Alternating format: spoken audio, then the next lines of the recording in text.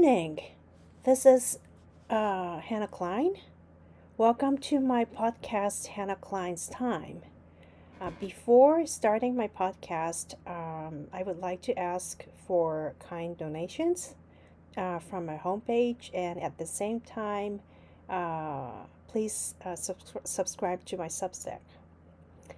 But today I will be I have recorded this already, but I had a conversation with an entrepreneur called Sagi Simchon, and he is going to he introduced himself on the podcast recording, and so he may not share the same political opinions. Maybe I have never discussed politics with him, but overall, we agree on Israel and also the faith of the Jewish people throughout history, and never again is now. But anyway, please listen to this conversation. Good morning. Good morning. How are you? I'm good. How are you? Good. Good. So you're in Australia. I guess like 1 hour, difference only, right? Yes, I'm in Melbourne. I've been here since 2000. We're in Melbourne since 2005. Came to Australia in 2000. So did you used to live in Israel before that? I was born and raised in the north of Israel, in a region called Western Galilee, in a Mm-hmm. small moshav, which is a village agriculture community. Mm-hmm. Area where I'm from is predominantly Arab Jews. Those moshavim, the villages were established by that. So my dad's originally from Morocco. He was born in Morocco, and they moved to Israel in the late 50s. I say moved to Israel, they became refugees, and Israel took them in. The family in Morocco are descendants of the Spanish exile, basically, in Spanish Inquisition. So, and from the other side, my maternal grandparents are Polish, the Holocaust survivors. Oh, yeah. So I got an interesting perspective of being from two. One is the Ashkenazi Holocaust survivors, and the other one is the Arab Jews. So it's a very interesting perspective, and especially in today's world, I think it's a very hard thing for a lot of people to digest, because I've had an argument with someone in LinkedIn yesterday from an Arab background, and why did I come from Europe? And he's got a problem, because my dad didn't come from Europe. My dad was in the Middle East and Northern Africa for a very long time, and we know, and that's, I think, another problematic thing is that they've experienced a very different life under Arab and Muslim rules than the narrative is at the moment. So I was born and raised in Israel, did my army. Unlike the rest of the Israelis, I didn't go for overseas trips. After my army, I went down to work in the Red Sea. I was a scuba instructor for a while, so I worked in the Red Sea in Eilat, in Israel, and a little bit in Sinai. And then I came to Australia. Oh, yeah, Australia is very nice, but I have never been to Australia. It's kind of close, but Oh, it's very close to Japan. yeah. I love Australia. Australia's been good to me. It's been a bit weird as of late, but it's a good country. I think it's so far away from the world, so it's a little bit disconnected, and it's disconnected in the mentality. I think because we are so far, the old is evolved a little bit differently. A lot of it is actually quite good. It's relaxed and calm, and the old Federico Moses is like everything will be all right, no worries approach, and they're very hospitable and kind, um, and it's a nation of immigrants. It is a nation of immigrants. Besides, of course, the indigenous community, Mm-hmm. we experience quite a lot in Australia. We're very fortunate. The proximity to Asia, I think, is probably the best. We probably got the best Asian food outside of Asia because it's nice and very much for the different ethnic minorities. Even like I live in a sort of predominantly Chinese area in Uh-huh. Melbourne, and yeah, Chinese food in here, Uh-huh. it's not the Chinese food that you get in the West. You've got, different types of hot pots and La Uyghur food and Sichuan food, and Mm-hmm. um, so we're very lucky and fortunate, Mm-hmm. and the migration for a lot of those sort of immigrants, second generation, they become very much Australian. Like you hear the Australian accent going around, and it's quite so I guess, your daughters probably, are really growing up in Australian culture, right? yeah, Yeah. they pretty much Aussies. So they've got the link to Israel. They know, they've got the grandparents in Israel, and they've got uncles and cousins and extended family, but they're Australian. And it's Yeah, and really mhm. because for them this is normal, and I really really like it, and they don't. And I think I think interestingly, after October 7, I started having a look at the different types of, because we're hearing the word or the term multiculturalism quite often, Mhm. um, and started diving a little bit into it. And there's two opposing ideologies. One is a melting pot, and the other one is a multiculturalism. And to a certain degree, melting pot has still been um, more popular in Australia, even though they're talking about multiculturalism constantly. And the main difference between them is with melting pot, the different cultures sort of like merge together to Mhm. form a better culture, and improve the host culture. In multiculturalism, it's kind of like the segregation. Every culture is individualized. They don't assimilate. They Exactly. don't, Yeah. yeah, like elevate every culture. And the problem you got with it is it's basically tribal. So while people immigrate to a new country, you kind of separate them, and it's a divide and conquer almost, and they don't mesh. But when I'm looking at my daughters, when let's say they went to childcare, it was a Mhm. community childcare, and you've had people from all over the world, Mhm. and it was more of a melting pot there where people just merged, and you had mixed couples. I mean, my wife is English, so we had mixed couple, and I think that's what's really nice. We're very different. English culture and Israeli culture are Yeah. completely um, So your wife is from UK? yes. Oh, okay. So I we have live a here really, really old friend of 30 years in UK. in the UK. Yeah. Yeah. It's yeah, I love the Bonds. They've got a very good sense of humor, black humor, like the Israelis. I find that I can relate to them. I think growing up in Israel is not that far from the UK, so there's a lot of similarities in from Israel to the European cultures, and Mm. um, I like it. But at the same time, it's so different, and some of the nuances are the little things about gathering and the way you talk, and Mhm. the tone of your voice, and what you think is good and what you think is bad. You see the difference, but that's the nice thing is when you merge two cultures together, you get a basically the more than the sum of the two. Mm.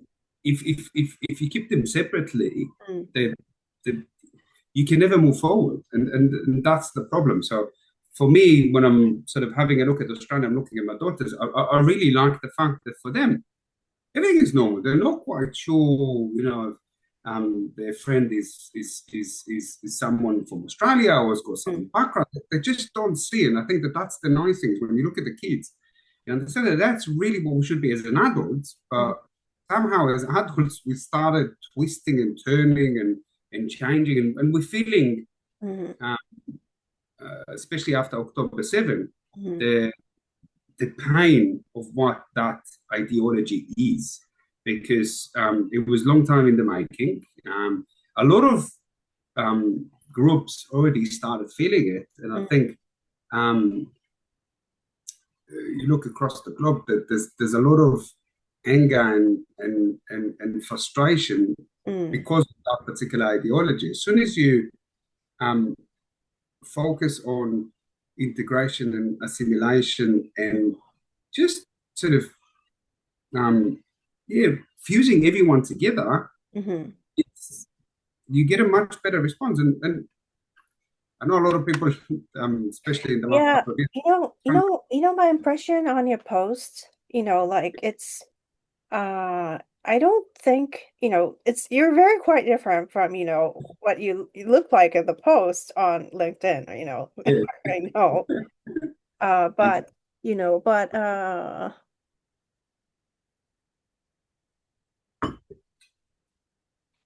I really you know, you're very different. You're down to earth. I hope that you share, your family background a little, so that, I mean, I do not believe that October 7th is about politics, Mhm. ultimately, Yeah, right? no, I don't think so as well. Mm, Um, I mean, you look at the history, and I'll share a little bit, and it's probably it's a really nice way of actually looking at it. And I think in Israel, in Hebrew, we call melting pot ku'ituch, mhm, um, which is what we say the army is. Doesn't matter who you are, what your background, how much money you've got. When you get into the army, we all together. We all the same. We all equal. You finish year 12, you're a hot shot senior, blah, blah, blah, blah, blah. You're coming into the army, you're absolutely not. And I've done my army 1999 to 2002, so it was during the second Intifada. mhm. Um, and Yeah, that's it kind of like a it was hard time, right? I guess that it was. was um, it was hard time. A lot of yeah, lost friends, friends that lost family, a lot of harsh memories. It was a very unsettling year of Mm, you just didn't know, and it's different to today, but there was so many bomb attacks in buses and trains and nightclubs and restaurants, and mhm, it was kind of like a Russian roulette coming out of the house, and you weren't quite sure. Like I remember saying goodbye to a friend of mine at 5 o'clock, and mhm, 10 o'clock in the morning later, we had his funeral in a military cemetery because he was shot dead. And another friend of mine, she was critically wounded, and yeah. it was just a strike how everything could change every minute. Similar, I guess, in a lot of ways to today. And Mm, um, it was also, and I don't think that people quite appreciate, we've been dehumanized so much, but mm, October 7th for me, Second Intifada, it's a heartbreak where you just realize that the peace that you're sort of yearning to is not coming. mhm, And I think for a lot of Israelis, it's a constant heartbreak. Like every single time the heart just cracks a little bit. We're not, the warmongers that people think, the violent. We grew up on peace songs. We yearn for peace. There's lots of songs in Israel where we basically criticize our parents' generation for promising us not to go to the army. We're still going to the army. It's that sort of the narrative. mhm, There's are extreme voices and a lot of people with different opinions. And I can say before the pull from Lebanon in May 2000, I objected it. Today I'm looking backwards and I'm saying, well, it changed our life in the north. It mhm, was good. Although, there was other conflicts and other issues, etc. mm, I, I distinctly remember that sort of line from beforehand. We were in bomb shelters every few months, and people came over the border, and there was a lot of October 7 like attacks throughout the few decades that Israel was in South Lebanon, and all the soldiers that died there. It was horrendous. But I go sort of a little bit. You asked about my family, so mm. yeah, so Polish side. I was lucky enough to sit down with my grandpa, and we've written a book about So, his life. Yeah. So your family, background is like po from politics, right? I guess. Yeah, my dad's brother was a minister in Avodah in Labour in Israel. Mm, He left Labour 2012. Left politics. He's in the private sector. mm-hmm. So he was born in Israel. He not family from Morocco, but he was born in Israel. He grew up in the agriculture movement on the Lebanese border, and the agriculture movement was aligned with the Labour Party because it came from like a socialist background. Mm-hmm. Um, but these are, and I think that the left and right in Israel is not the left and right that you get in the world. It's a little Yeah, bit that's different. yeah, I get it. Yeah. And there's even with the peace camp, Uh-huh. it's yearning for peace, but there's a lot of realism.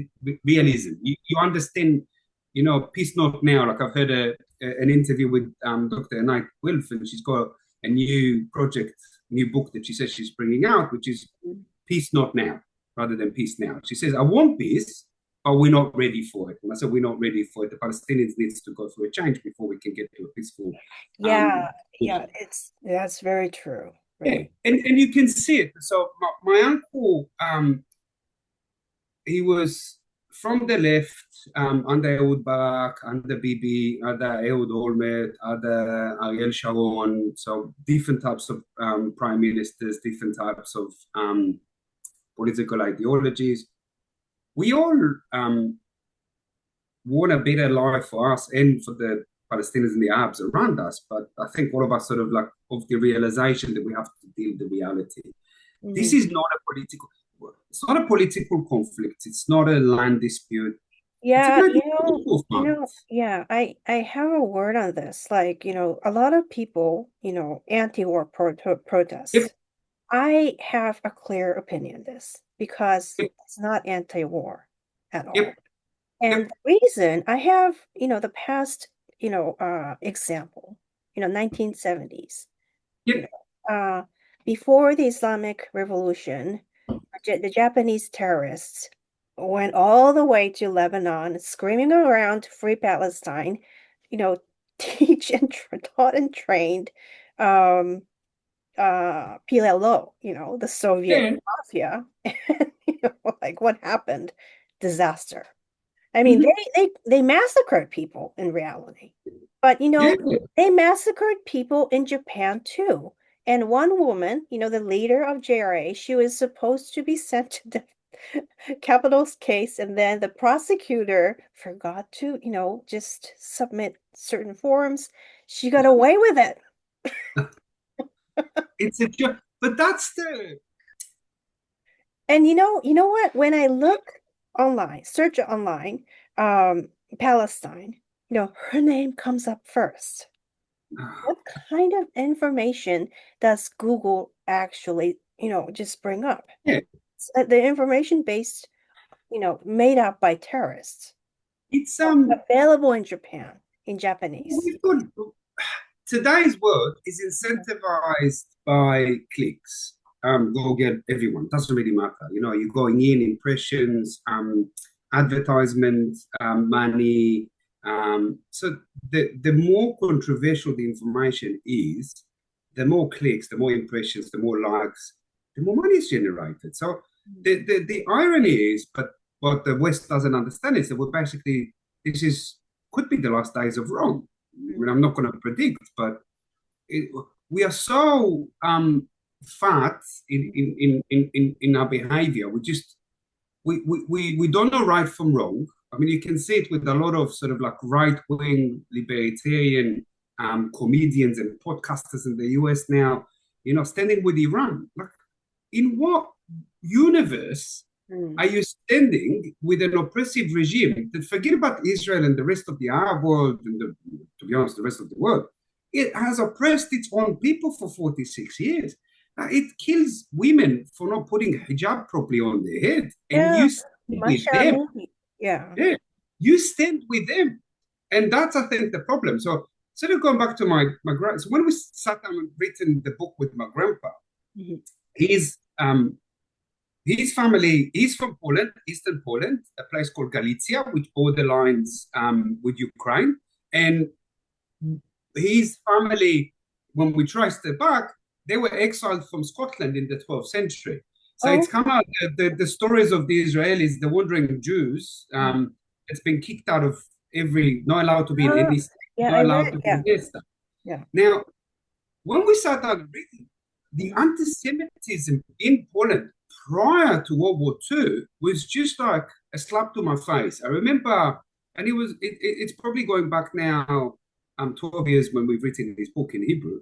Mhm. It's translated to English since, but it was kind of like a realization. I knew in the back of my head, but I had to acknowledge the hard truth that the hatred before Holocaust was the same.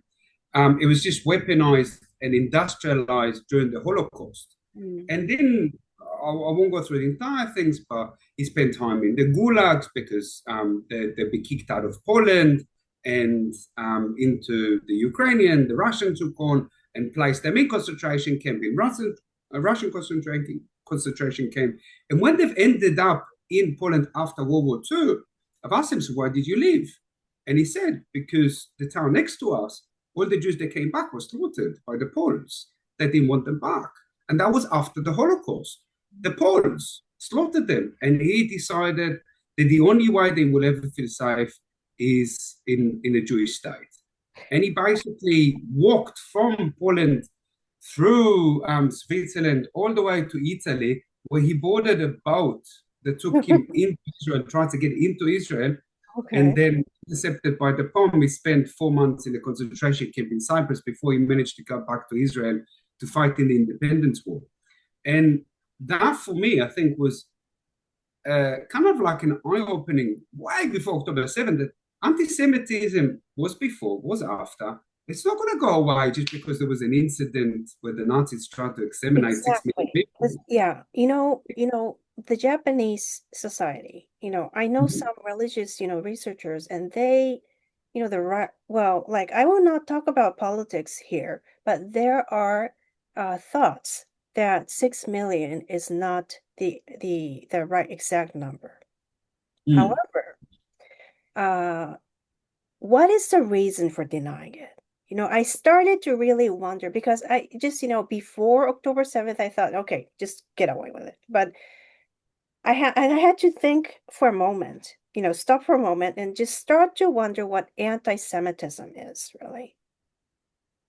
And, you know, I mean, it's very, very much an ideology, that has not changed from the age of Holocaust. And what stunned me 10 years ago when my army friend, started to talk about the UN, he was serving in the UN and, he was talking about, UNWRA. And Uh, I have no words on what the kids were singing. And I was like, I just did not have words on that. mhm. Like, I blocked Aura, 10 years ago. And after October 7th, I started to wonder why I do not see any Aura posts. And then I just realized that I blocked them. It's okay. They just seem flaming. Like, I read them and I want to, yeah, they're making me angry. Yeah. But it is, Yeah, you know, it's an ultimate anger that I felt, really. And who is not going to stop it? Actually, the United Nations, Secretary General, like he's talking about, well, the escalation of the war right now on, X. Then, what about then why did he not stop UNRWA from become so radical, during his period, right? oh, you know what? It's why UNRWA exists to start with. I think Yeah. that's the problem. When you're looking at it from, from I'm coming from a family of refugees, Mhm. and um, interesting. So I spoke about the Polisad. So the Polisad came, established Israel, and that was Israel was established when Israel establishment happened. It was predominantly European Jews in the Ashkenazi Jews. Mm. Came the Arab Jews in the late 50s and early 60s after they've been ethnically cleansed from the Arab world and the Muslim world. They were not deemed as nicely sophisticated as the European ones. They came, they were different. The cultures are absolutely like oil and water, they don't mix. We are, after centuries of living along the Alps, you become Arabized, which is not an issue. Like I like that side of my family. In Hebrew, we don't call ourselves Arab Jews. It's kind of like an oxymoron, but in English, I'm embracing it. It's nice. Like I'm Moroccan. I like Moroccan food. We don't speak Arabic, and I can talk about it a little bit later why. But we like the culture. We enjoy it. I'm proud of it. When they came, they weren't mixed. Like my parents, to get married in the late 70s, it was like an African American and a white person in the US getting married in the 60s. It was not common. It started getting common in the 80s and now it's completely normalized, but they're very much different. And when I'm looking at the refugees, look, they came in, they got accepted, and they just lived their own life. My Moroccan family could have been just like the Palestinians, discrimination this and discrimination that, and we're not getting the same opportunities. I look at my dad's brothers, proud of all of them. All of them achieved, got to the highest ranking, in politicians, in business, in public sector. We've got doctors, we've got pilots along us in the Air Force with my cousins. None of us cry poor. None of us asking for anyone to help us. We just got on with our lives. And that's what you need to do for refugees. Enshrining the Palestinians in forever refugee mode is basically prolonging the war. It's basically, they are stuck. We've never finished the 1948 war. They've been allowed to remain in a war state with we basically, and it's the UN as well, and the international, when you look in the countries around the world, it's like the right of return. We basically telling them, look, this is just you've lost a couple of battles. You try to eliminate the Jews, didn't happen, but just hang in there. Maybe one day it will happen. You will come back to your home. You'll be forever refugees, and we'll look after you. And one day when you defeat the Israelis, you can come back and everything will be okay. And UNWRA is basically that. It's a US-funded organization that's basically making sure that the war never finishes.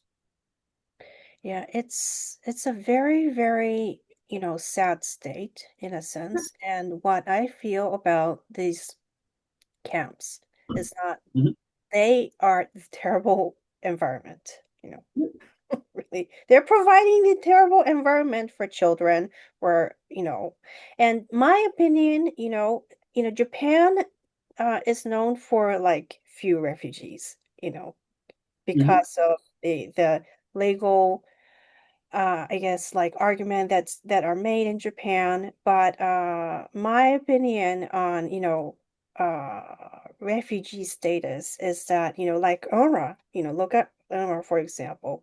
We do not want to create such an environment in Japan, you know.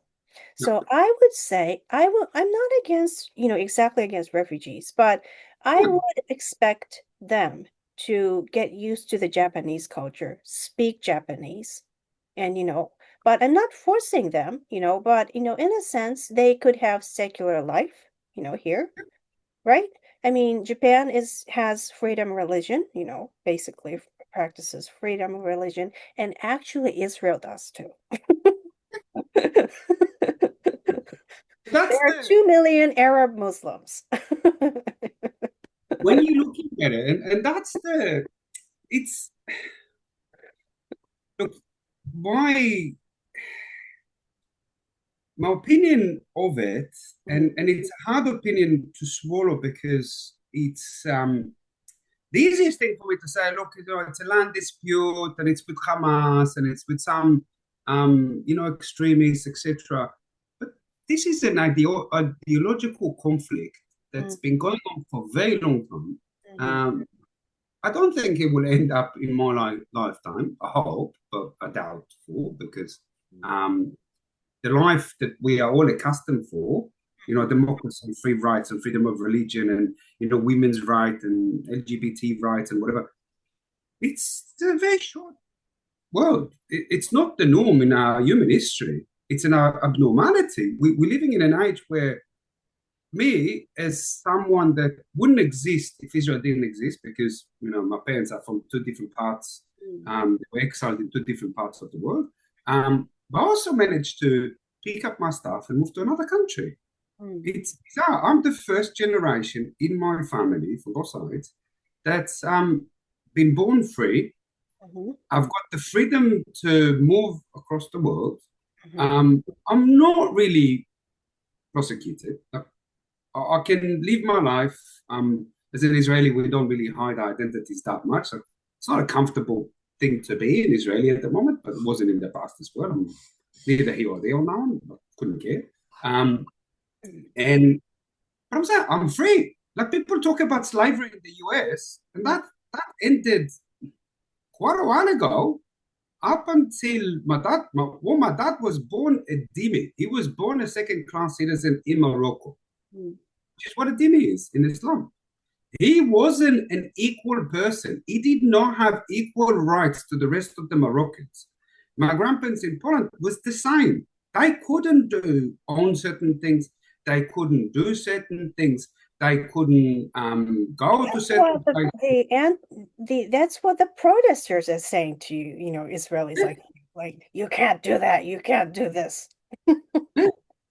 And look, the area in northern Israel, Jews are actually a minority, not a majority. So I grew up along Bedouins and Druze and Circassians and Muslim Arabs and Christian Arabs, and we all meshed up together. And yes, there's sometimes tension, not just between Jews and let's say Muslims, but the Druze and the Muslims will go into a fight because an Arab Muslim insulted a Druze, and they just kick up a fight. It happens, but overall, operating really nicely. Got friends and acquaintances in both sides, and it's really really lovely when you like that, and you can see where, for instance, from an ideological perspective, we very much aligned. There are opposing sounds and opposing voices, but we all live together. We all mashed up together. We all look at ourselves as Israelis. You might have sub-identities underneath it, but it's we operate in unison, and it's a wish that you can take sort of that area and expand that way that it's been evolved into other places. In the north part where I'm from, there's more mixed villages and mixed towns than any other place in Israel. There's mixed villages where you've got Bedouins and Jews living together in a small agriculture community. You've got Akko, which is a mixed city between Arabs and Jews, Simra and Haifa, and you've got many other places like that. And that is something that the rest of the world should mimic. And I think that makes me hopeful. But when I'm looking at it from a conflict perspective, the ideology is still out there. When you look at the pro-Palestinian protests, some of the chants there, and I'm not even going to go down from the river to the sea or from Palestine. Kaiba Kaiba El Yahud. That's basically a reference to a battle in the early stages of Islam. Yeah, where they wiped the Jews. I mean, from the river to the sea, you have experience. You have experience of serving in the IDF. That's a threat. It is. And they really attack people, right? I mean, you bomb, with all kinds of terrorist acts. I mean, and I do not exactly understand why these progressives are picking up all these violent ideologies, really. I tell you so about a friend of mine is more left than me. I think now he might be even more right than me after October 7. But I remember a comment of his. I find communism romantic. Uh, and why I'm sort of sticking onto that is that tell that to survivors of the Soviet Union, tell that to survivors of, retraining camps in, CCP. Try and talk to people who actually lived under communism and tell them, no, it's romantic because everyone is equal, and that's the problem. I think all of the left, and it's not just left. Like you can see it now in the woke right. Mm. People, when what they say, I can't remember the saying exactly. But saying like the first generation lived through a hard time creates second generation sees the first generation hard time create good time, but then third generation leaving the good time and then mistaking it for bad time. I can't remember this. I've completely probably screwed it up. But the problem you've got is people lived in the West for so long in such a good way, they don't know right from wrong. They're now starting to think that the West is the most evil in the world, and the other backward, ideologies and regime, they're really just victims of the oppressor West, and we need to liberate them. People just losing the I don't know, losing the common sense. I guess is the best way of describing it. I mean, I've got young kids. The way I'm trying to inflict into them what's right and wrong, but also like they live very good life, and I didn't have bad life, but growing up in the north, Mm. um, it's a small, maybe 70 houses community. Mhm. It's gated. Back then, it was properly gated, guarded by the army. And yeah, you look at night, you see flares, we call it in Hebrew light mortars, lighting up the sky because there's a Hezbollah member that infiltrated the north. They're trying to find it. You've got choppers over your head, you've got rockets. I remember growing up and you've got the communal bomb shelters, you've got your own bunk bed there, and it's just the normality. Mm. Um, and but I also grew up in an agriculture community, which means that one of my early memories was, asking for money to work in the chicken factory, and my dad just goes, "No, this is the family. You just almost like a slap, basically. Shut up and go back to work." And my kids don't have any of that, but I need to inflict into them, and that's one of the things that I'm trying to teach them is just to have that perspective. So while they're not going through that, and once again, it wasn't hard youth. I only got good memories. Mm. I realized that it hardens you Mm. because you've got a different perspective. Life was a lot harder. There was no TV. Well, there was black and white TV when I started one channel. I remember my kids asked me probably about a year ago, was like, did you have like swings and slides when you grew up? And I stopped for a second. I went like, actually, no, we didn't have any. We played in nature or played in old bunkers that the army left behind. That was where we played with. And you think about it, and all of a sudden you realize, oh no, that's a bit of a different perspective, and it builds a different you. So I'm trying to get them to realize it. And I think in the West, people just completely lost it. They don't know. And you know what? Sadly, in a sense, some part of Japan is as well. Yeah. Really. And It, I have spoken, Israelis in Japan have to be really careful in a sense because, Mhm. they, like I talked about this with you, but the other day, I guess a while ago, like a hotel, made to sign for the declaration of war crimes, which is Yeah. totally illegal, as act. In my, in any level it's against the law to sign something which sounds very fraudulent, you know, Yeah. in first place. And it's a hotel, so they have the right to cancel, of course, and deny Yeah. and ask for the refund, right? I mean, Yeah. but but I really think that, in some way, I think the Japanese need to, who support, the Palestinians or UNRWA need to understand the what they are really about. And the UNRWA Japan chief the other day, was saying UNRWA is a must to the prime minister. And the prime minister is like, mocking him. Mhm. Like, would you stop it? Like, but Mm. it's really, really, uh, I'm really sorry for, Israelis in Japan. I know some of them, but in reality, but they have to be really careful for their safety as well because Mm. some people, who really assaults and who really harm them. And Mm. I do understand, and when I talk on social media, I just try not to, talk about their real identity, or actually, I do not talk with Japanese Israelis on social media at all. Yeah.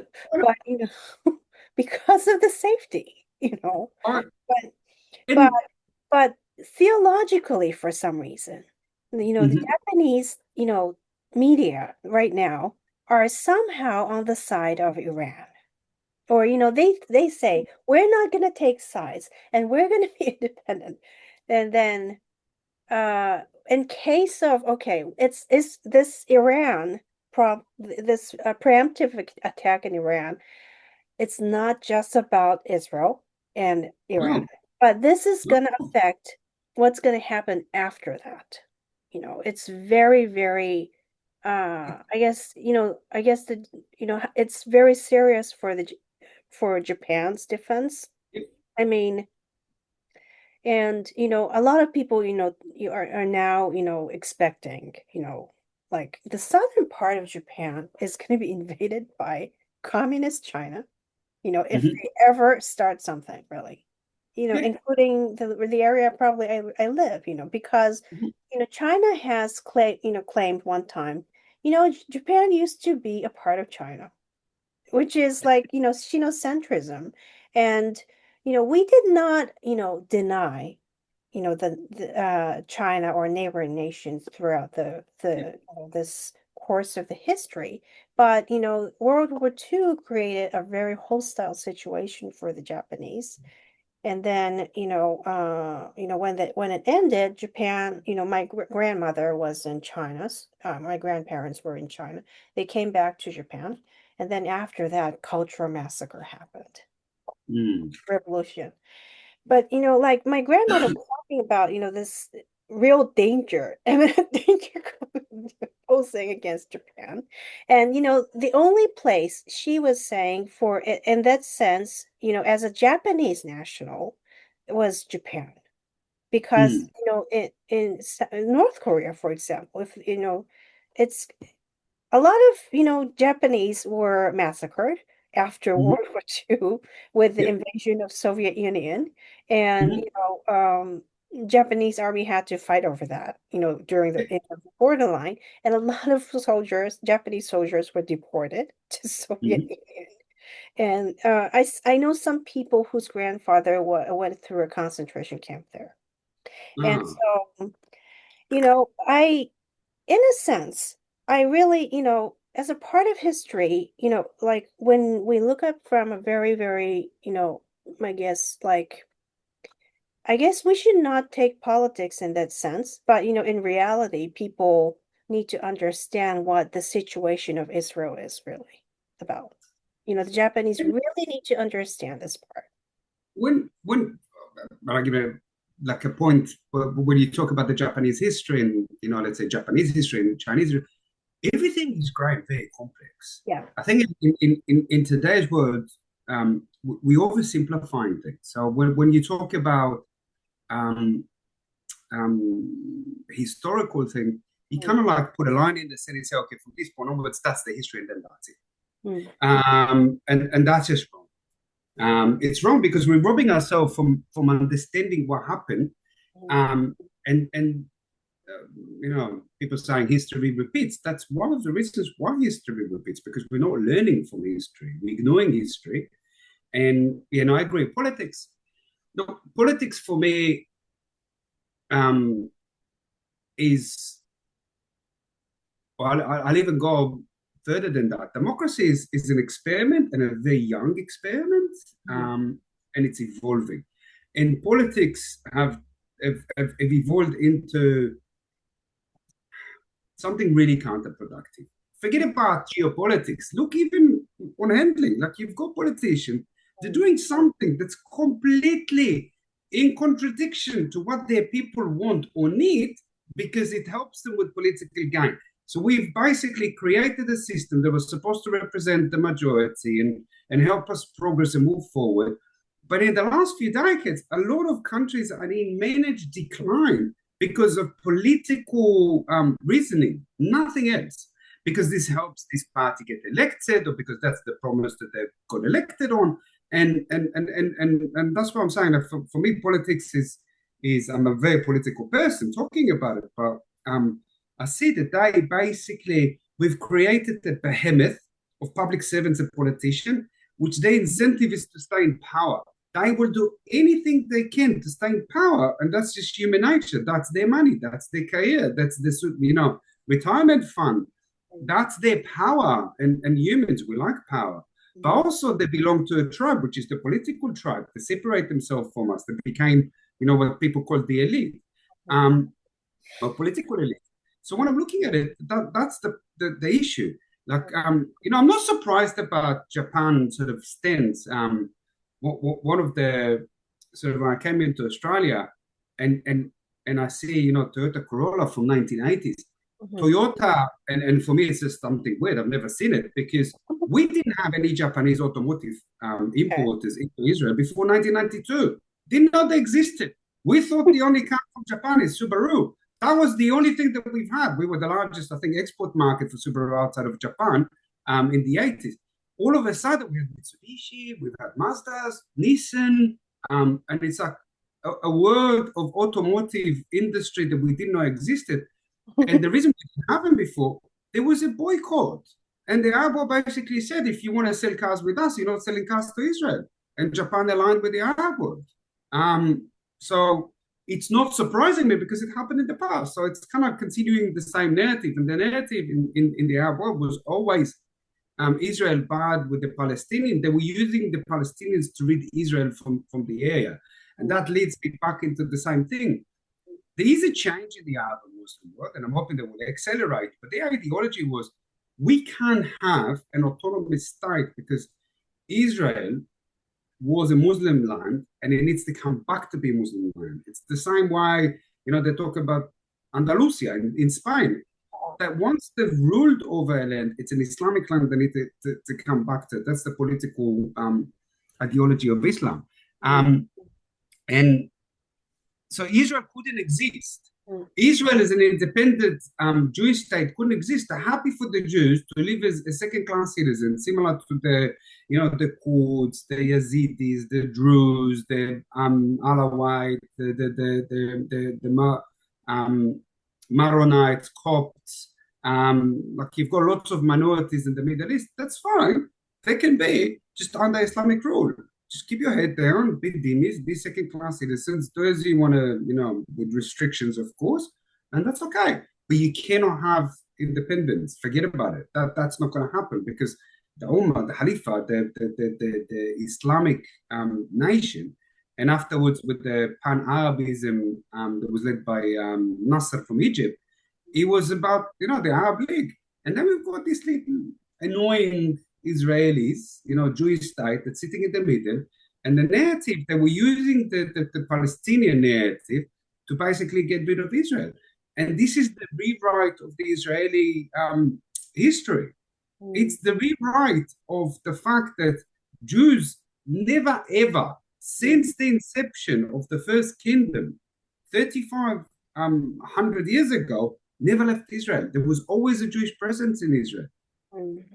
Maybe in small numbers because exactly. I know that. Yeah, I know. We were always there. Another thing, and that's why I've got into a lot of, and that's why I love history, is the Israelites, the Jews. That doesn't matter how you go. We were basically a group that archaeologists believed that around 3,500 years ago, it was Canaanite city-states that started identified as basically the early stage Jews. All right? So forget about the religious areas. From an archaeological perspective, it wasn't invaders that came and kicked Canaan. No, it was Canaanites that started identifying. That's the current belief from archaeologists, started identified as early stage Jews. And regardless of what happened, regardless of the invasion of Babylonian, Persians, Assyrian fights, the Egyptians, the Romans, the Mamluk, it doesn't matter who. We were always there. We always maintained presence, and look, a language to a certain degree existed. It was revived as a spoken language in the 1900s, but I can go next to where my maternal grandparents live. There's a place called Bet Yarim. It's from the 3rd century, and there's catacombs there. And on the catacombs, there's writings in Hebrew that I can read, and they are from nearly 2,000 years ago. And that's what people don't understand. Like, our history is so engraved into that area. We've been there. We left our remarks absolutely everywhere. Yeah, we were kicked out, and we managed to come back and understand that some people sort of moved in, some ages ago and some in more recent times, which is another thing that the anti-Israeli narrative likes to arise. The work immigrants that came in the late 1800s and early 1900s from the rest of the Arab world into Israel, they became part of the Palestinians. But it's fine, we can live together. But unfortunately, I don't think we won't live together peacefully until they give up on the dream to destroy us. Yeah. Rather than building a state. Exactly. Once they decide that they want to have that the main focus is them and not us, then there will be peace.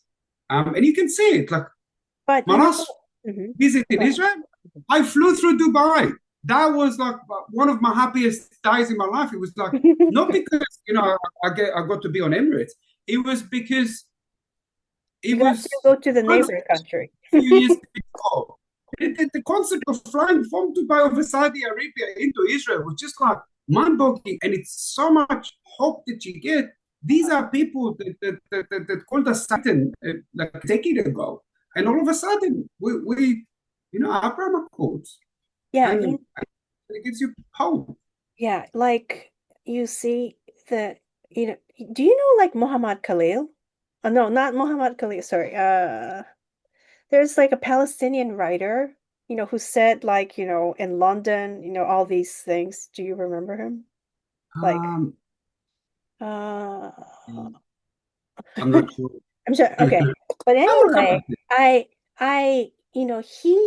I saw Norwegian documentary yesterday, and it was about the settlers, they call. But this word is very, very tricky because Israelis are all called settlers at the same time. I know. And they are, like, for example, what Khamenei is doing, Zionist regime, that's, Israel, So, I mean, and that's not a theological ideology. I don't believe that way. So, he is a very vulgar being in nature. And I really wonder why the Japanese media needs to focus on Iran's victim now. I don't know, but it's what? It's the same with the Australians. Like the cruise missiles are fired against Israel right now. You know what? Hezbollah started firing at the north shortly after October 7th. Huh? My family is there, evacuees, some of them.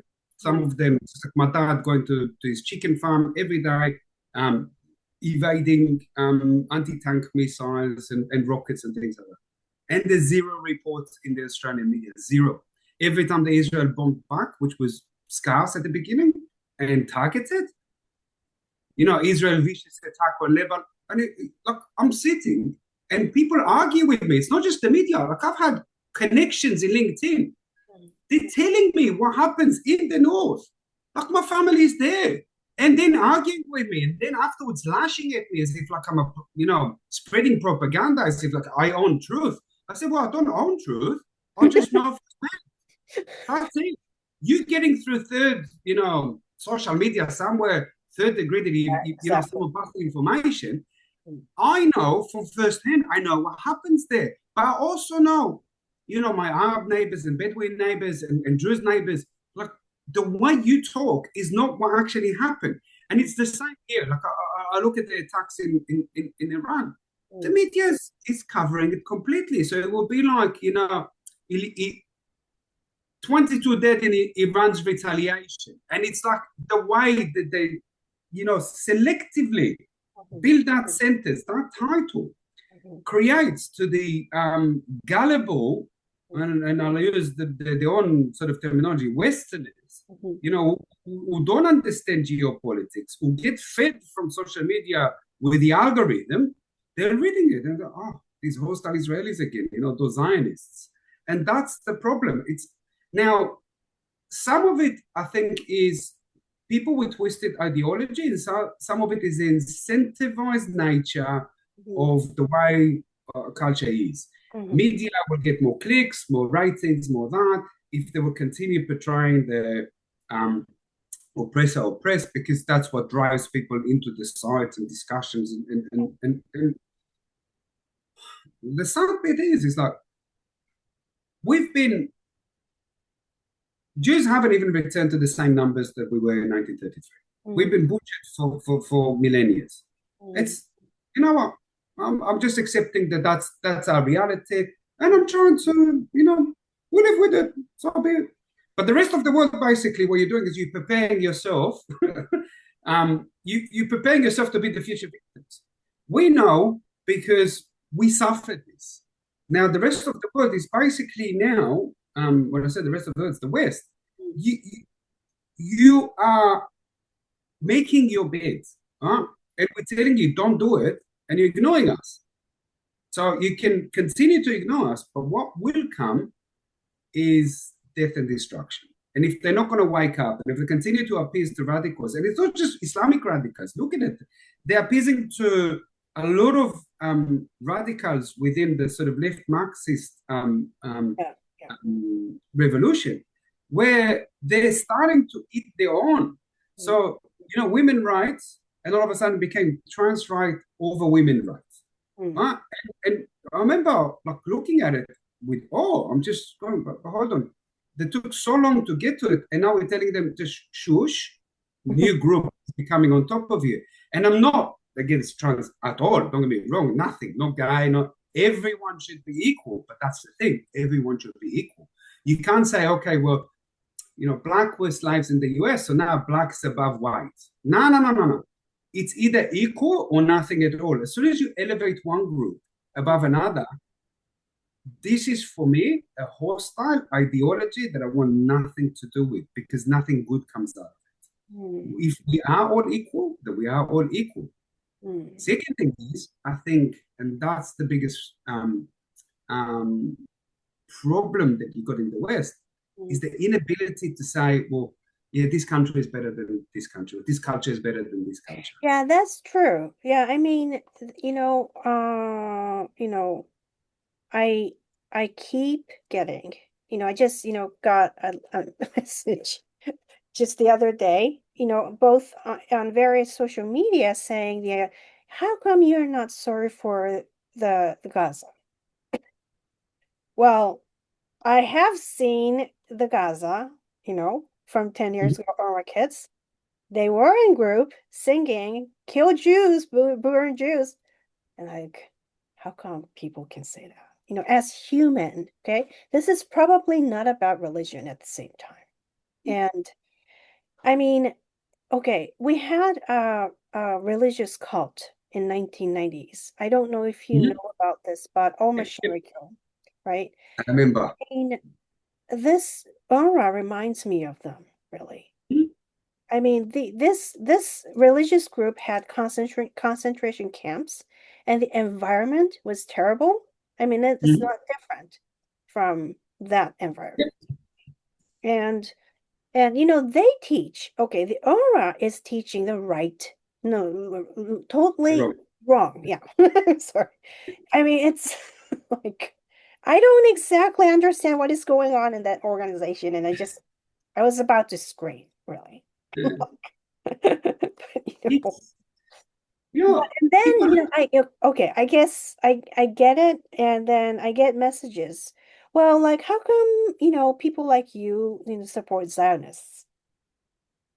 I decided to add pro-Israel, pro-Zionist because of the murders of the embassy staff. I'm hmm, very personally angry about this. Like, I oh, probably get it personal. Yeah. absolutely furious. And I think that what makes me more angry, it's how, it's okay, it moves on. No, no, no, no, no, no. That was a very, very big moment. And not because the Israelis, or not because the Zionists, and not because they worked for the embassy, and not because he thought it was the Jews, that it was. It's because you normalized basically a political murder. Mm. That's what it is. We need to call it what it is. Because of an ideology. And the media, and I know, look, he got arrested and he will be tried, and whatever's going to happen is going to happen in the US. But the sort of global narrative was, yeah, look, it's okay. Some political murders are fine, no issue. That's a dangerous slope from this um, to 1984. It's very quick. That's what people don't realize. Nazis came to power Mhm. via the brown shirts. The communism, the Islamic revolution, the communist revolution in China, it was always a grassroots movement that Mhm. escalated into this behemoth that Yeah. then started oppressing people. I moved to Australia, and I think a lot of Australians, when they were asking me, they always thought that I moved to Australia because of security reasons. Nah, I grew up in Israel.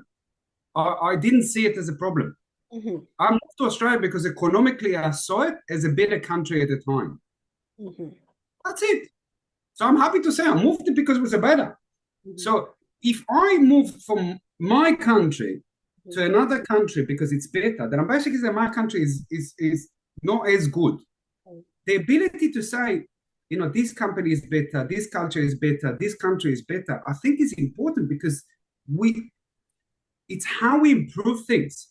To acknowledge someone's mistake, or its own, my own mistakes, allows me to recognize that a mistake is actually happen and improve and prevent that mistake from happening again.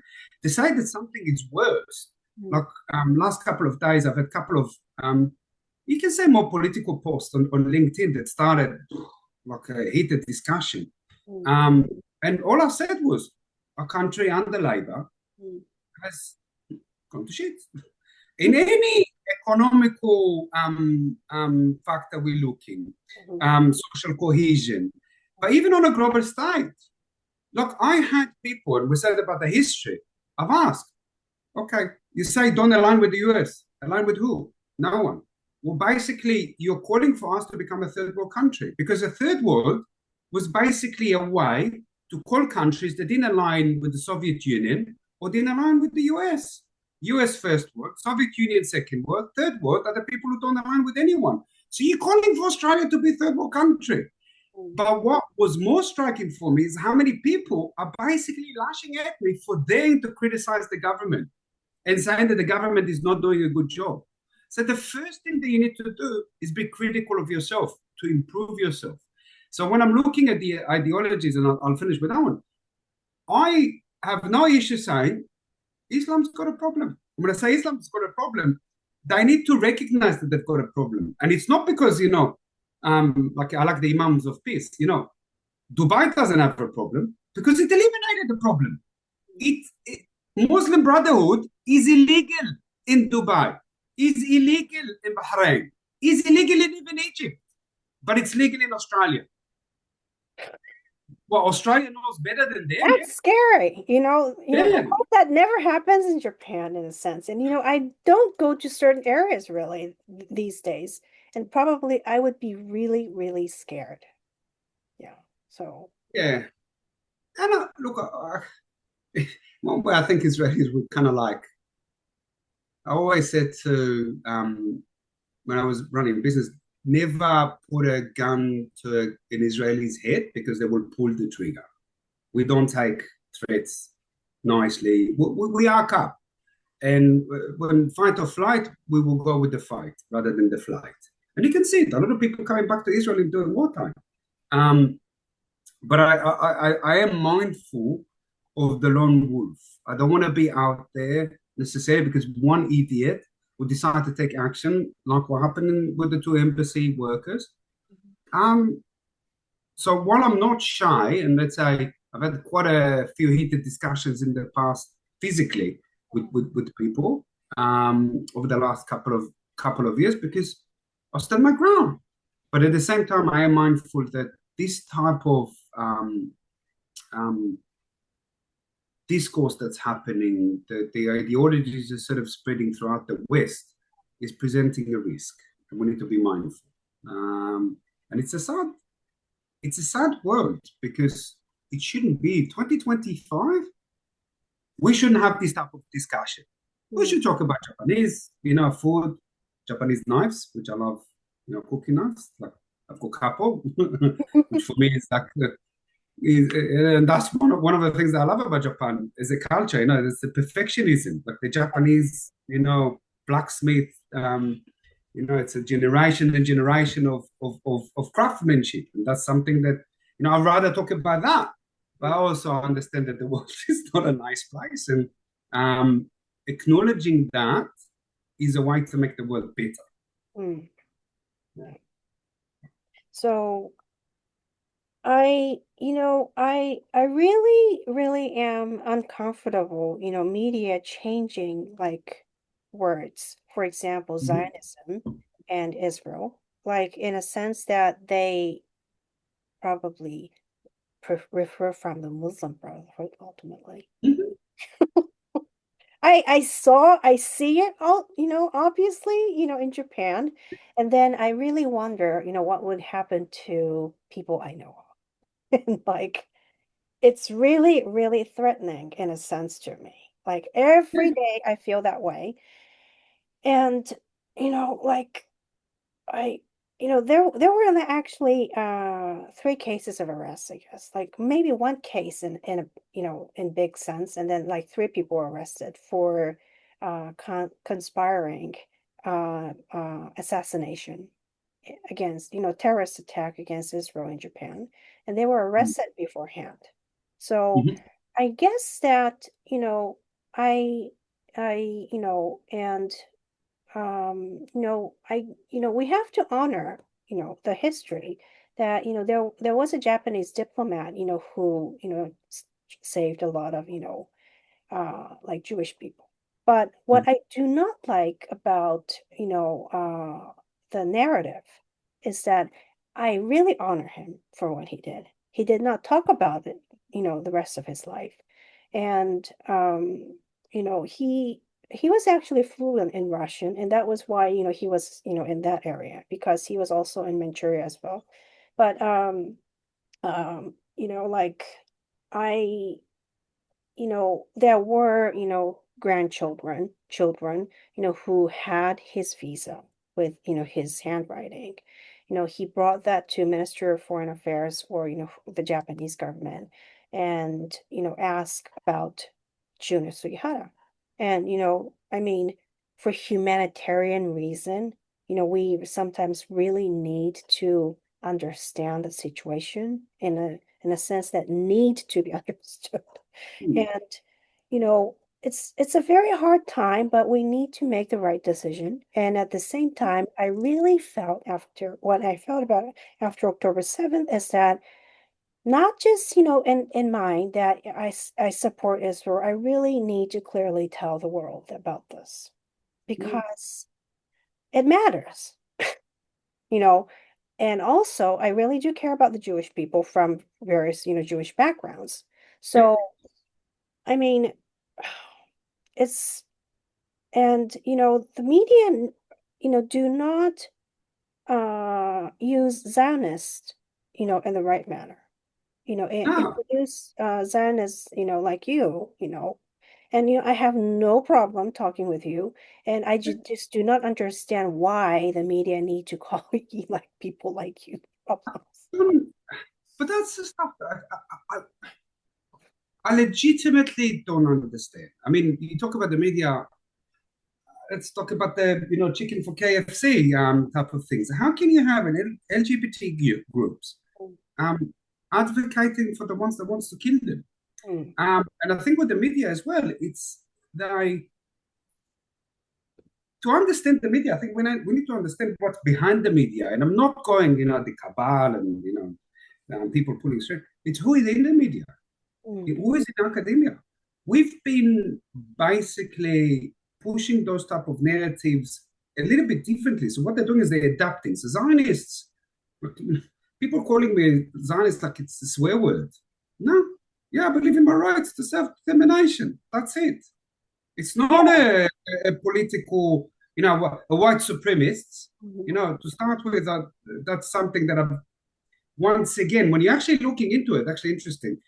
mm, The skin color discussion that came out of the US, which is just bizarre. mm, Kids don't have, like, I've got a photo for my childcare. My mom's Polish. I'm more pale skin than other ones, but I got olive skin and yeah, I can get tanned, but I'm quite pale in comparison to a lot of the Arab Jews. So you've got a photo. I'm sitting on my childcare educator. She's from Syrian background. On the other side, you've got a Cucini, which was from India.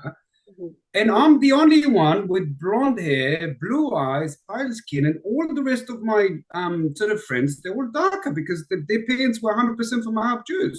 mhm, Color of skin is not relevant. I was the odd one out, even though I was more paler.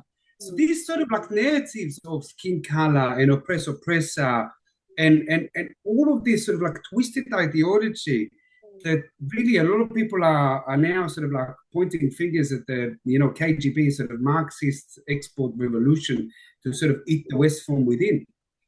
That's all penetrated our media, academia, a lot of big corporates, because people thinking they bought into, they drank that Kool-Aid, they bought into that ideology. That if we continue sort of compartmentalize, separate into tribe, the multiculturalism, when I started sort of like drilling into it, that's one of the things where, no. Cultures don't assimilate. Keep your culture, stick with your culture. Your culture is important. No culture is above another.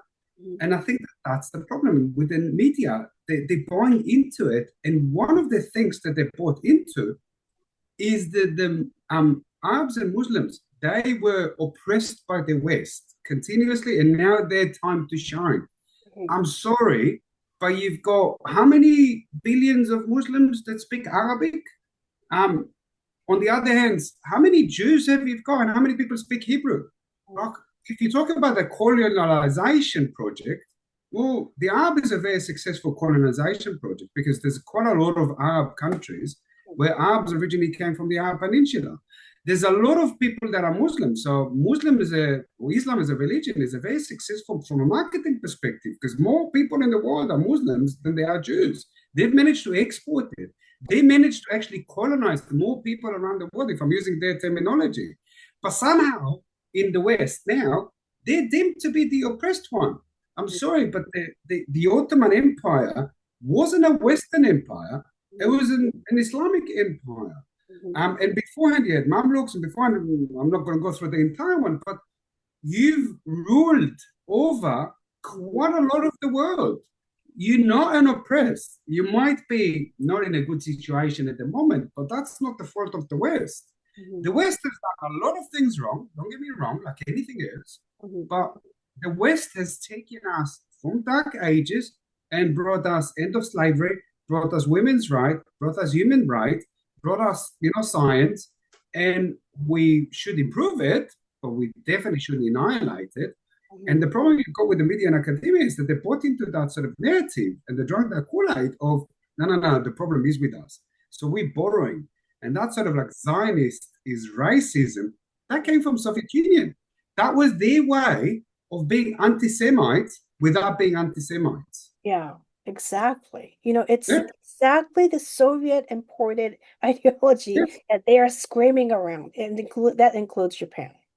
Some people, certain amount of 100%. people, and this certain amount of people commit a lot of crimes. We have to be really careful. Yeah, So, yeah, it's very, very heartbreaking, what's happening now in Israel. It's a very challenging time, but at the same time, I believe that Israel is going to win, really. I mean, it has to, right.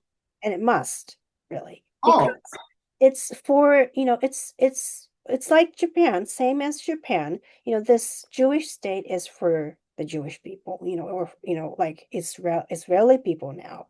And some, like radical opinions obviously deny, Israelis are not, from Israel. They were imported from Poland, something like that. That is not true. And this kind of discussion, I was I just did not have words because I was just too shocked. So, you know what? And I I've don't recently have words. discovered my surname, Uh-huh. Simchon, um, uh, sort of derived from the tribe of Shimon. So Hmm. one of the 12 tribes. Shimon tribe was situated between Jerusalem and Beersheba in modernized Israel. Hmm. That's, see, we we an ethnicity. Hmm. Uh, we suffer from genetic disorders because we're quite a closed ethnicity. So a lot of close groups. Yeah, Yeah. I'm good. My next one is Okay, so I really think that Zionism should. I mean, there's nothing wrong with, the territorial integrity, sovereignty of the state. And uh like uh people, some like I just, get so many irrelevant issue messages like, Israel started, this war started in 1948, and do you know about this? Do you know about that? Like that just you need to stop talking first. Just look at yourself and go away or something. but that's, you know what, that's the stuff. So I just asked, okay, so what happened in 1929? What happened in 1834 in Yeah. Tzfat and Hebron? What happened in 1517? Look, I can continue going back. I can give you hundreds and hundreds of massacres of the Jews in modern Israel that Mhm. happened before. You say it was 1948, not a problem. Why did it start in 1948? Oh, the start. No, it started way before that. It's an ideological conflict between two opposing ideologies. And one ideology, to be honest, is a problematic ideology because it's not necessarily just anti-Israeli, anti-Zionist, anti-Jewish. Mhm. It has got it's an ideology that sees it taking over the world, and the world is just a matter of time before the world will sit under that particular ideology. That's Mhm. the political Islam, and that's the problem. We are in the middle of their quest for Khalifa. Mhm. We're in the middle of their quest for an Islamic Ummah again. And I think that that's the problem that they've got. And the, there's nothing wrong with Zionism. And there's nothing wrong with identifying that one. And I don't understand how that all of a sudden became a derogatory term. It's not. I'm proud of it. They can call me as much as they wanted from here to tomorrow. They just don't understand that. If all these fools that will say, well, it didn't start on October 7th, started in 1948, and I just asked them, so what happened before? And usually they go away and, oh, stop changing the subject. Because they either don't know or they're not comfortable with the reality that, Farhud in 1941 did not start because they were Eastern European immigrants in Israel. It started because the Iraqi British war finished and the Iraqis were absolutely frustrated. So they took their anger on the Jews. Same happened when there were conflicts, let's say in Morocco, between the Moroccans and French or Spanish. every single time they came and butchered the Jews. So I'm sorry, that happened way before. And yeah, it didn't start on October 7, but it's not, they're not going to like when it actually started because it doesn't support their narrative. It's the same. I had another sort of a heated conversation online with an Islamic person that's sort of pushing very much the Islamist ideology. And he just kept avoiding me asking him what a dhimmi is. Because he knows that when he answers what a dhimmi is, he damages his narrative. He damaged the narrative of the Arabs were basically just peaceful people, and they've accepted these Holocaust survivors who turned against those peaceful Arabs afterwards and established the Zionist entity. Now, life as a minority under Islamic rule wasn't good. And you can see a lot of apartheid countries around the world at the moment are, let's be honest and put it on the card, Islamic states. You know, Malaysian, Chinese Malay don't have the same rights as the Islamic Malays. Same in Indonesia, Saudi Arabia. Even in Saudi Arabia, forget about Islam. If you're born and you're not Saudi, in Saudi, you can become Saudi.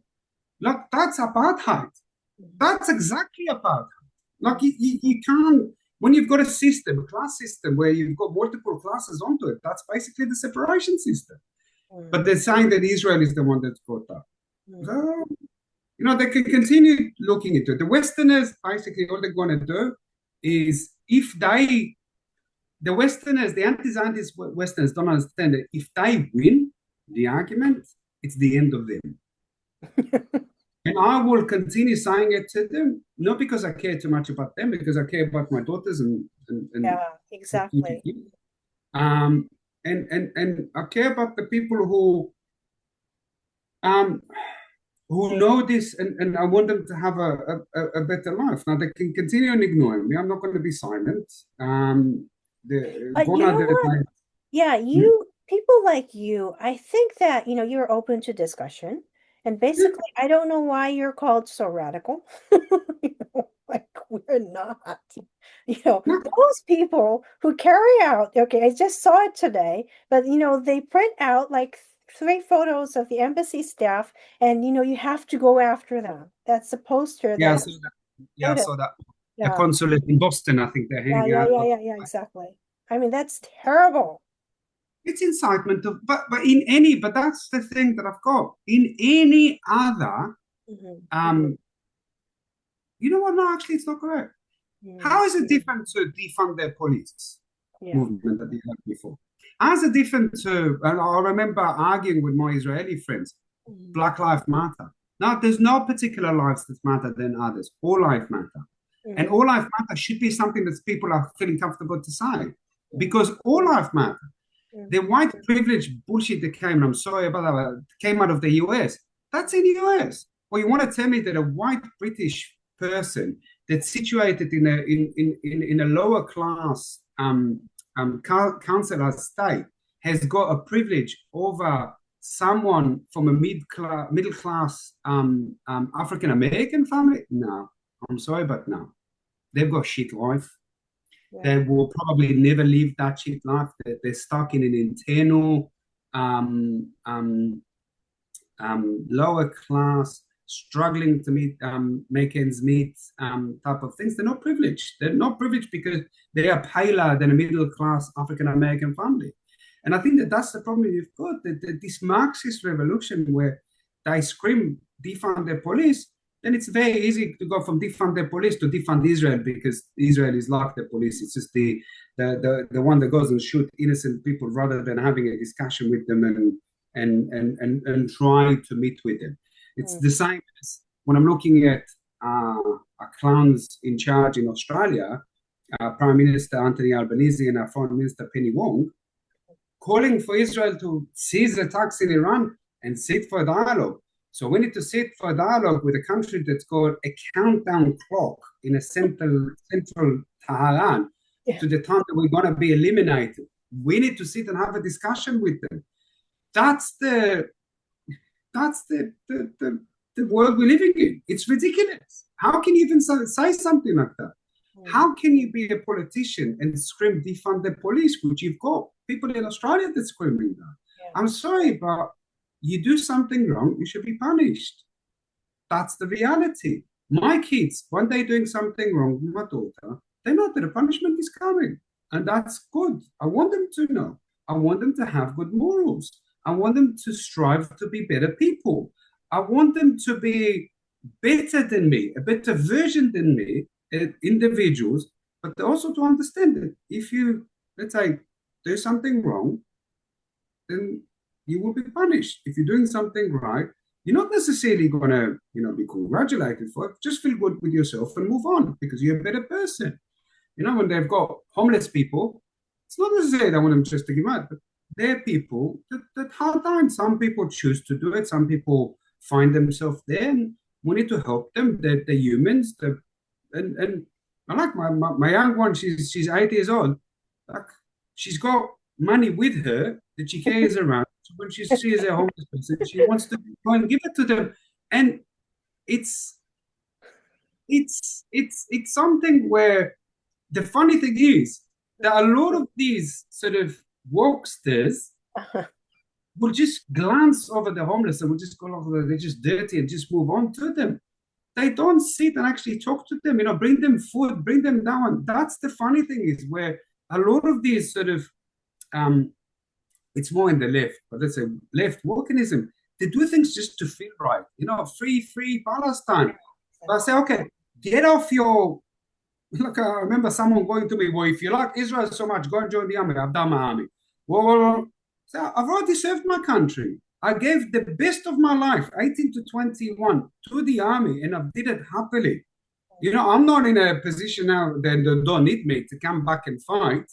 I've already been out of the army service for a very long time. I need to be retrained to go back into it. But I already gave my life, gave the best years of my life for my country.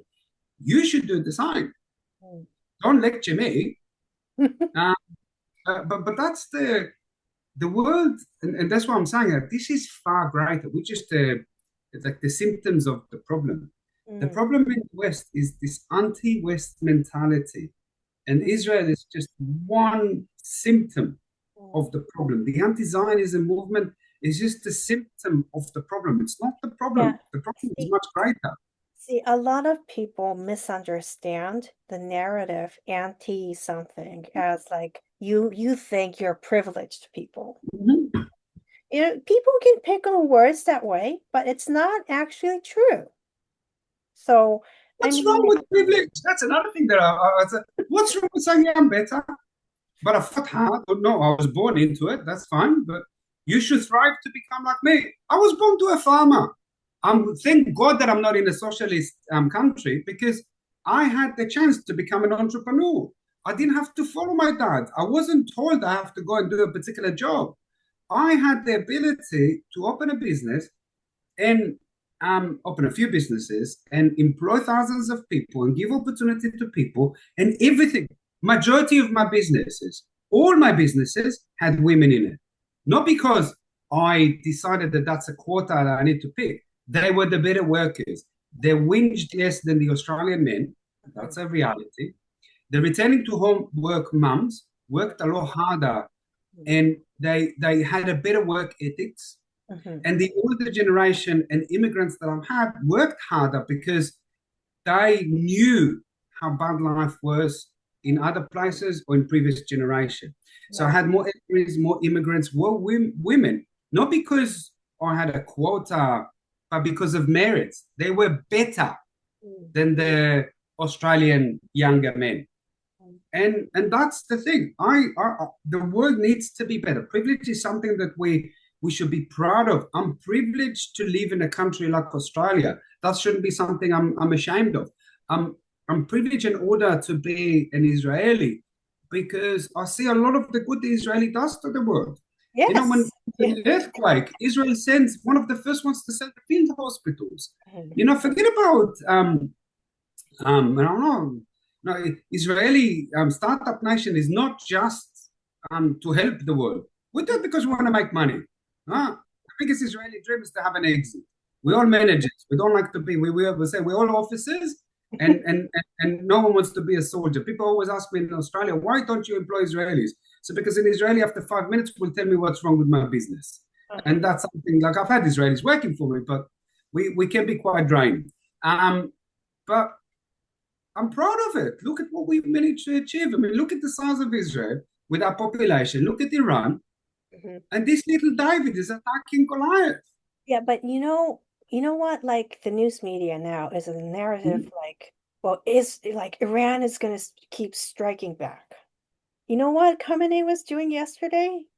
Was like, he was like you constantly saying, "I'm not gonna surrender. I'm gonna surrender," and then like, it's like, shut the fuck up. It's like, Yeah. Paper tiger. That's what they do quite a lot is, and it's not dissimilar to Soviet Union with their propaganda. We better than the other side, and we're going to do this and we're going to do that, and yeah, intimidation and common enemy. It's yeah. been throughout the history, but we can say it's never. It's a human condition, and that's what they do. I mean, they've announced that they've acquired complete control of the Israeli airspace. Are you for real? Like, seriously, the Israeli aircraft are having a field day over Tehran. We got commercial flights starting to bring back Israelis into the country. Oh, yes. Yeah. And you saying you've got total control of us? That's just their own internal propaganda because they're trying to maintain the facade that they are more powerful than Israel. Israelis have got, and this is another thing that the Palestinian narrative has stolen. We've got nowhere to go. They've got Arab countries. They're Arabs. Yes, they've got a sub-identity that they've developed Palestinian, they want to live there. That's fine, not a problem. But we've got nowhere to go. We are stateless beside Israel. I can't come back, half of me to Morocco and half of me to Poland, where my parents' families spent some generations there because we were kicked out of another place. We're fighting for our own survival. And it's not just the Jews. You look at the Druze. The Druze in Israel are the best. They are the Druze that live the happiest, freest, best lives in the Middle East. Not in Lebanon, not in Syria. The Cherkess in Israel, the same. The Arabs in Israel, the same. The Christian in Israel, the same. We've got no other option but Israel, which is why we can't afford to be defeated because we will be gone. We've seen what happens when people concede defeats to, around us. Lebanon used to be a majority Christian country, no longer. The Copts in Egypt were much bigger in percentage, no longer. In those two countries, the Christians don't have a free life. But in Israel, they've got a free life. Yeah. They can be, Knesset members. They can be judges. They can be in the army. They can be heads of industry. They can be everything that they want. But they can't be, you can't have a Jewish president in Lebanon by law. Yeah. Huh? You can't be a Jewish minister or a Druze minister in Syria, like it was in Jordan or in Egypt. So good. That's why we can't lose. So, but look, from Iran perspective, what I am hopeful, and I'm mindful of the time as well, is I'm hoping that the Iranian people will rise, will rid Iran from the mullahs. So the Islamic Republic of Iran will be no more. If that happens, you will see a new Middle East. You will see more countries going through the enlightenment of Saudi Arabia and UAE, where Islam becomes a religion rather than a political ideology, where women starts to get equal rights, where minority starts to get elevated, and progress is starting to be the main thing rather than destruction. So I'm very hopeful, and that's my hope, that that will happen, because if that will happen, you'll see a very different world, because the bits of civilization is, the Levant and old Macedonia and things like that. A lot of things came out of that area. And if that area will be able to disconnect from that rotten ideology, you will see a whole different world. But you also see a ripple effect, because when you said about the Japan, I'll talk about China and Russia. They're utilizing the anti-Zionism and Yes, yes, of the exactly. That's what's it's happening. a common enemy. So as soon as that Mm. dissipates, you will start to see a cracks in that area. There was an interesting short interview that I've heard of John Spencer talking about the Indian-Pakistani conflict. Oh, yeah, yeah, yeah, And yeah. he talks about, the incredible wins that India had. And when you think about the media cover, all you heard was Pakistan Chinese aircraft taking down Rafale fighter jets, the French that were flown by India, like basically as if India lost. And that's the problematic sort of narrative that you've got. And the West media is like buying into it. I'm sorry, but when you're actually having a look at it, India was very restrained and managed to acquire very good tactical wins there, and probably strategically Mhm. had a very good win overall when it came to it. And Yeah, the I Chinese believe so weapon too. systems, yeah, the Chinese weapon systems, I remember it's kind of like the Soviet Union weapon system, always talked about the best in the world. And now they're doing the same with China. China has got sixth generation fighter jets, much better than the US. They're light years to the US. Da, da, da, da, da. I'm sorry, but the Soviet Union weaponry systems and the Chinese weapon systems, they're failing when they are in front of the Western. You can see Israeli Exactly. fighter jets are basically taking out all the Chinese made and Russian made anti aircraft air systems. And likewise in India and Pakistan. They, they, and the reason, although, in China it's a little bit different to Soviet Union, in an oppressed regime where people are scared for their lives, where people are getting basically put into a very very narrow corridor of what they can do and what they can't do, um, you don't get progress. You get propaganda and uh, uh, a subpar development because people don't put their heart and soul into things. They're not doing it because they're passionate in it. They're doing it because they were told to do it. Hmm. And it strives innovation and it strives cohesion and it amplifies corruption and it amplifies sectarism within it. And that's the problem.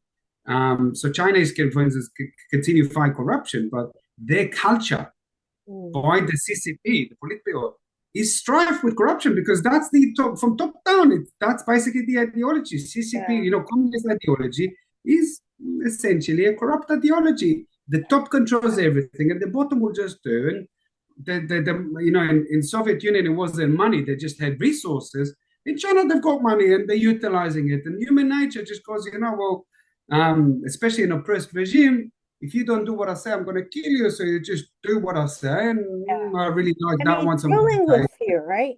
Really. yeah, yeah, Yeah. exactly.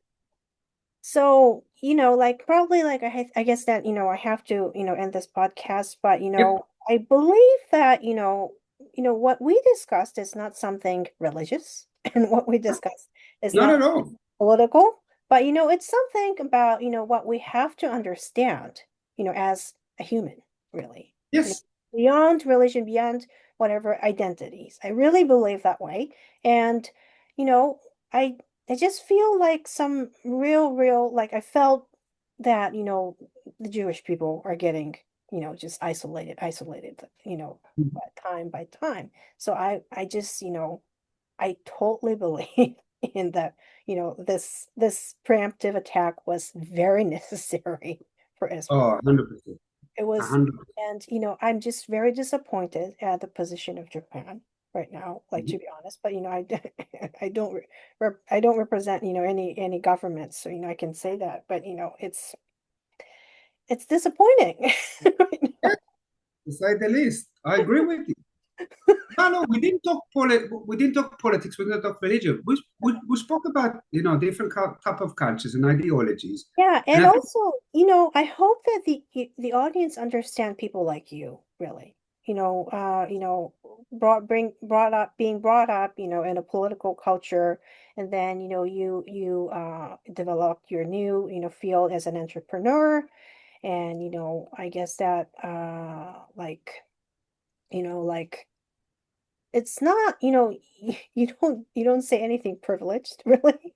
you know, and always, even though outside, this podcast, you're not like that, you're not discriminative. So I just believe that, this Zionism, anti-Zionism, and, uh, anti-Semitism as a whole, really, must be stopped. And then, people will probably, and certainly, need to understand what Iran is doing right now, really.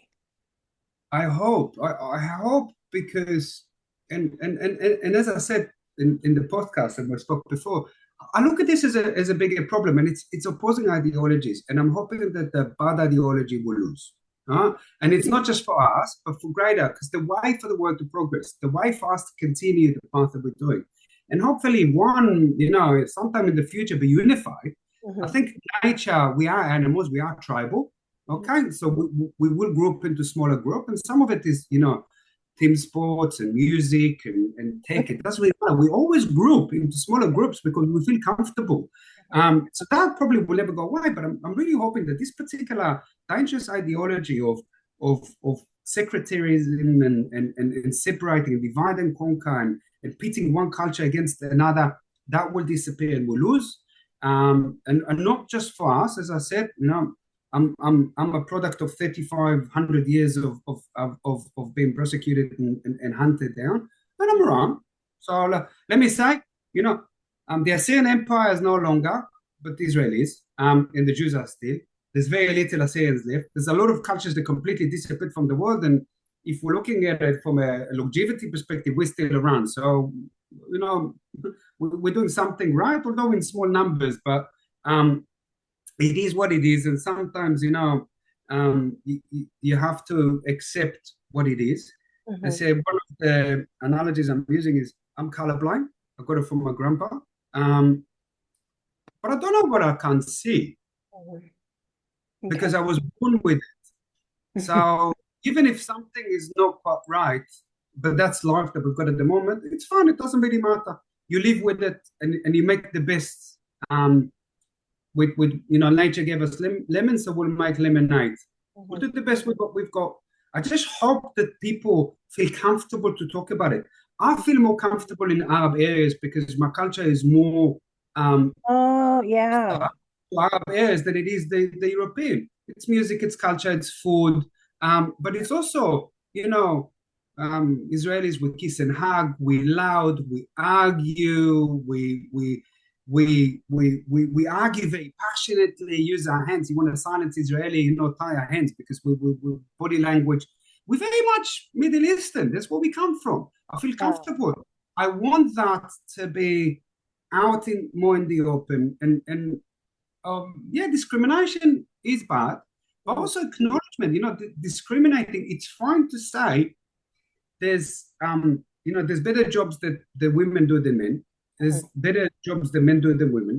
This culture is better than that culture, or that culture is worse than that culture. We need to have open discussions like that. Mhm. That way, we can actually move forward. And I'm hoping that that's what will happen. I mean, I'm on LinkedIn, not necessarily to be my echo chamber. I'm hoping that one or two people will read my post and will actually open their mind, and they might actually approach. My Mhm. pinned post is telling people, come and talk to me about Zionism if you don't know. Mhm. And I've yet to have someone talking to me about Zionism. And I've Yeah. been more than happy for them to talk about it. And I've pinned that post because, as you said, the narrative has changed and Zionism became a derogatory word. And the reason why I want people to talk about it, because I'm hoping that will actually unlock their brains a little bit and they start to see the world Yeah. is a very colorful world and not a black and white. There's a lot of gray, but also a lot of other colors. And Mhm. as soon as people will appreciate it, as soon as people will actually understand that, Mhm. then it will be, a better place. The Yeah. world will be a better place. Mhm. And that's what I'm hoping. I want to finish with a positive thing. that's my hope. So I'm hoping that this conflict, for instance, with Iran, will actually change the world into a better world, because once the mullahs are gone, you will see a very different Middle East. And Yeah. I think that the ripple effect and the snowball that will happen from it will be creative shockwave around the world in a lot of Mhm. dictatorships. Yeah, that's You I know, like Venezuela and sorry, just had a sorry. I just, I have to let you talk probably.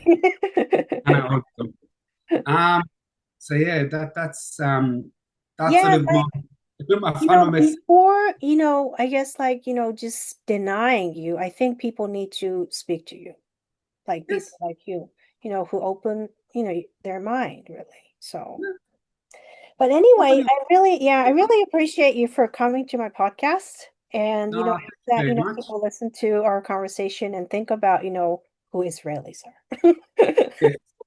Thank And you what very much. Israel is about. Anyway. And yeah, you can put my I only got LinkedIn. I'm not on any other social media. I can put my profile on the podcast and notes. If anyone wants to talk to me, contact me. More than happy. I encourage people. Yeah, if they want to, they can follow. I'm trying to be as open as I can and just educate and give people a different perspective. Mhm. Have an open conversation. Don't lash at people.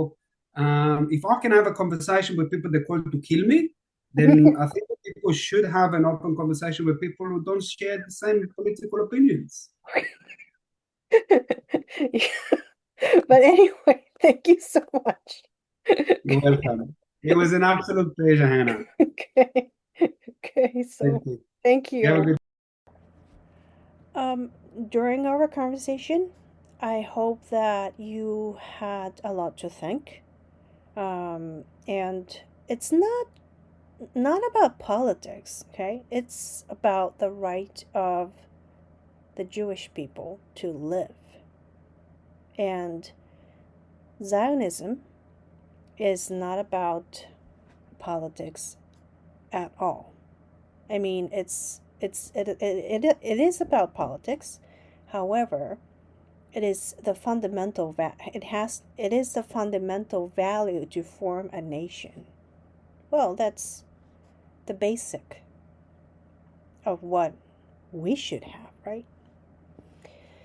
But anyway, Sagi Simchon is on LinkedIn, and he is open to discussion.